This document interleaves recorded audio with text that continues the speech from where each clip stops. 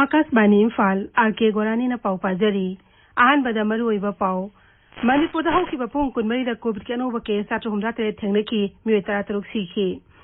जेनिम्स के senior resident doctor के Richard दवाइने लेखिदबदा मुख्यमंत्री नोंथोम बिरेन सिंहना अवाबा फोंदोकली केंद्रीय हक्सेल मंत्रालयना लेबाक असि खुंगंगी लम शहर की अकोइबा मफमसिंग अमदी ट्राइबल न खुंदामा मफमसिंगदा कोविड 19 थेंगनबा अमदी कंटेनमेंट की मतंगदा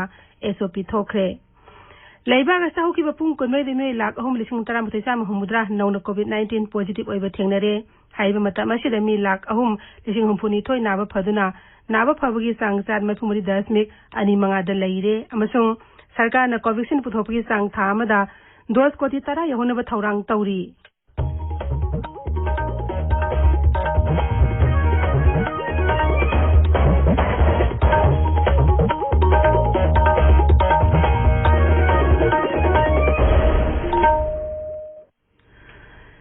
लेबाक असिदा कोविड 19 लाइसेट अमु हन संद्रोग लेबस यंगलगा सेक्शन मवात की थवंग सिंग तोकपिना हाइजरी